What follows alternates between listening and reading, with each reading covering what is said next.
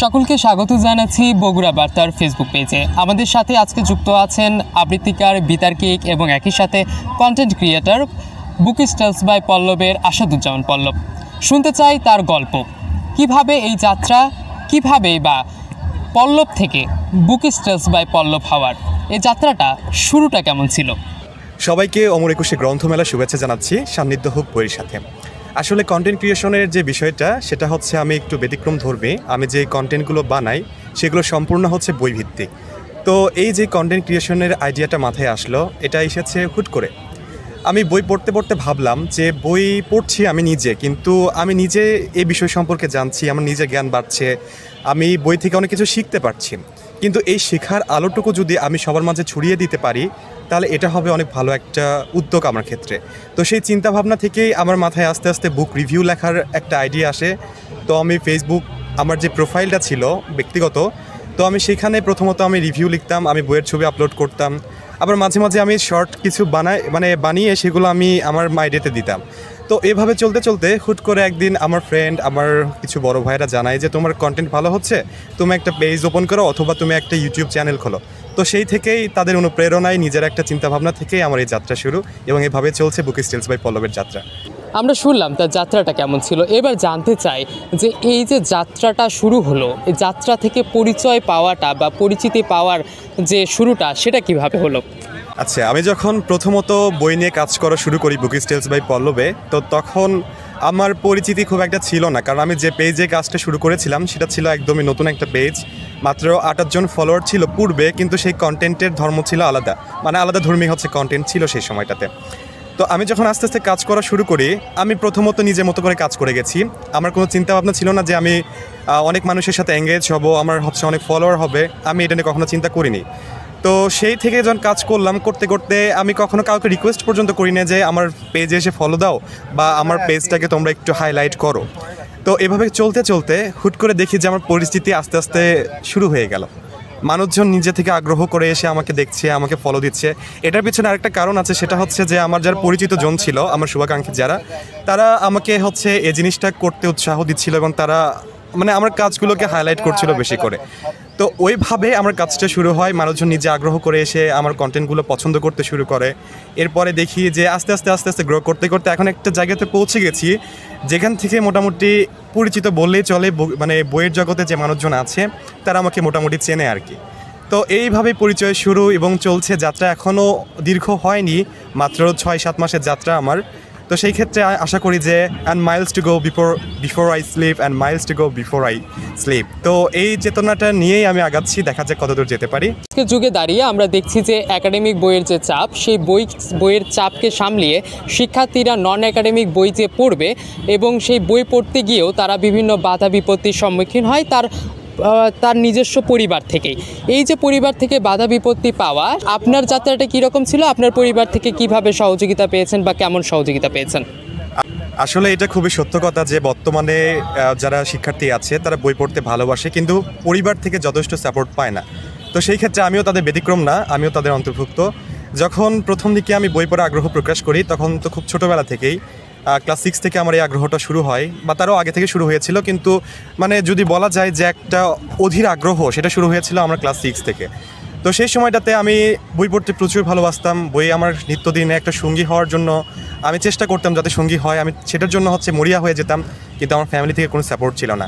দীর্ঘ 8 বছর আমার ফ্যামিলি আমাকে এভাবে কোনো সাপোর্ট দেয়নি।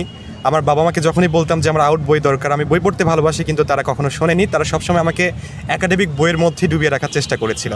কিন্তু যখন আমি বুক স্টলস বাই পল্লবের যাত্রা শুরু করলাম, এটা উদাহরণ এসে যাচ্ছে, কারণ এটার মাধ্যমে আমার একটা পরিবর্তন এসে গেছে এবং এটার মাধ্যমে আমি দেখতে শিখেছি যে আমার নিজের স্ট্রাগলটা কীরকম, সবার স্ট্রাগলটা কীরকম। তো সেই ক্ষেত্রে যখন আমার এই যাত্রাটা শুরু হয়, তখন আমি দেখতে পারি যে আমার বাবা মা এখনও আমাকে বলে, আমি এত বই পড়ি, এত মানুষের সাথে আমরা এঙ্গেজ, এত পাঠকদের সাথে আমরা এঙ্গেজ, তারপরেও কেন জানি না আমার বাবা মার চৈতন্যটা এখান থেকে পরিবর্তন হয় না। তারা বরাবরই বলে যে এত বই পড়ে কী হবে, তাদের যে ট্র্যাডিশন মাইন্ডটা, এই ট্র্যাডিশন মাইন্ডটা আমি কখনো চেঞ্জ করতে পারি না।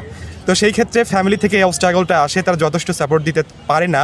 তারপরে আমি চেষ্টা করি আমার যে স্বপ্নটা আছে বা আমার নিজের যে চাহিদাটা আছে, সেই চাহিদাটা যেন হচ্ছে পূরণ হয়। তো সেই ক্ষেত্রে আমি করি কি, দৈনিক হাত খরচ থেকে আমি কিছুটা টাকা বাঁচিয়ে রাখি।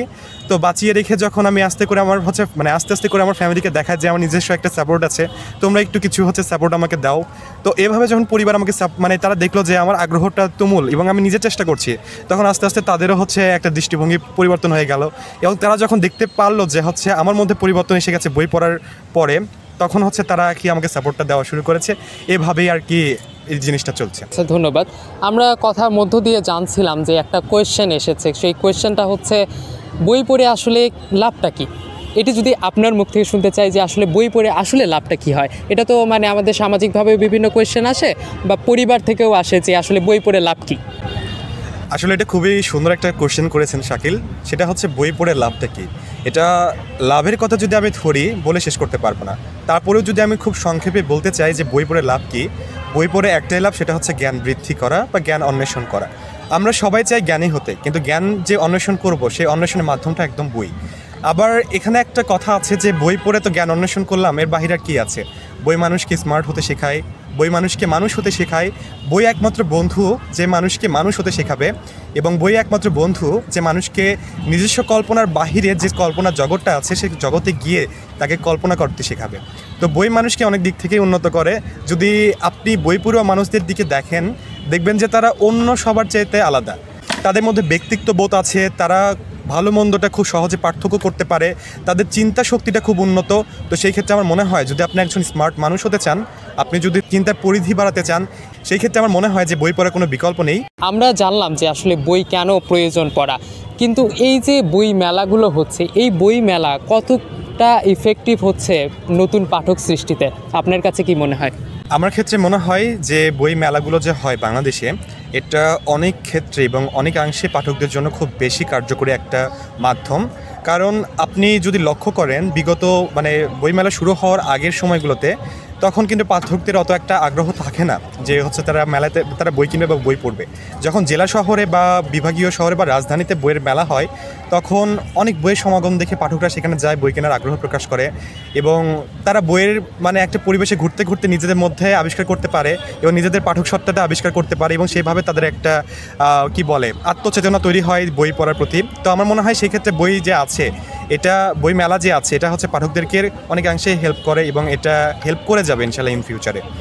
আচ্ছা, আমরা এখানে জানলাম যে আপনি কথার মধ্যেই বললেন যে জেলা পর্যায়ে, বিভাগীয় পর্যায়ে এবং হচ্ছে রাজধানী পর্যায়ে অর্থাৎ ঢাকায় যে বই মেলাগুলো হয়, এগুলো আসলে পাঠক সত্তাকে চিনতে সহযোগিতা করে। কিন্তু আমরা যখন দেখি যে এই যে বগুড়া জেলা, আমরা যদি বগুড়া জেলার কথাই ধরি, বগুড়া জেলায় কিছু লাইব্রেরি আছে যেখানে হচ্ছে নন একাডেমিক বইগুলো খুব সহজেই পাওয়া যায়। কিন্তু আমরা যদি উপজেলা পর্যায়ের কথা চিন্তা করি কিংবা ইউনিয়ন পর্যায়ের কথা চিন্তা করি, সেখানে কিন্তু এইরকম নন একাডেমিক বইগুলো পাওয়া যায় না, কিংবা সেই রকম লাইব্রেরিও সেখানে নাই। কিন্তু সেখানে আবার বই মেলাও হচ্ছে না। এই যে উপজেলায় লক্ষ লক্ষ শিক্ষার্থী রয়েছে, আমাদের শুধুমাত্র তো জেলা শহরে শিক্ষার্থী নাই, উপজেলা পর্যায়ে বিভিন্ন লক্ষাধিক শিক্ষার্থী রয়েছে। তো এই শিক্ষার্থীরা আসলে তাদের যে পাঠক সত্তা, সেটা কিভাবে চিনতে পারবে? আসলে আমি নিজেও হচ্ছে একজন সেরকমই মফস্বল থেকে উঠে আসা ছেলে। আমার যে শৈশব ছিল, সেই শৈশবে আমিও কখনো এই ধরনের সুযোগ পাইনি। এটার একটাই কারণ, যেটা আপনি বললেন, যে উপজেলা পর্যায়ে নন একাডেমিক বইয়ের কোনো প্রচার নেই, লাইব্রেরি নেই, সেখানে কোনো পাঠক নেই যারা হচ্ছে অন্যদেরকে উদ্বুদ্ধ করবে। তবে আমার মনে হয় বর্তমানে আমরা যে এই শতাব্দীতে বসবাস করছি, এটা হচ্ছে একদমই ইন্টারনেটের একটা যুগ। এই শতাব্দীতে এসে আমি মনে করি যে প্রত্যেকটা শিক্ষার্থীর কাছে একটা করে স্মার্টফোন আছে। তো সেই স্মার্টফোনের মাধ্যমে তারা অনেক জায়গাতে যুক্ত হতে পারে এবং অনেক কিছু তারা দেখতে পারে।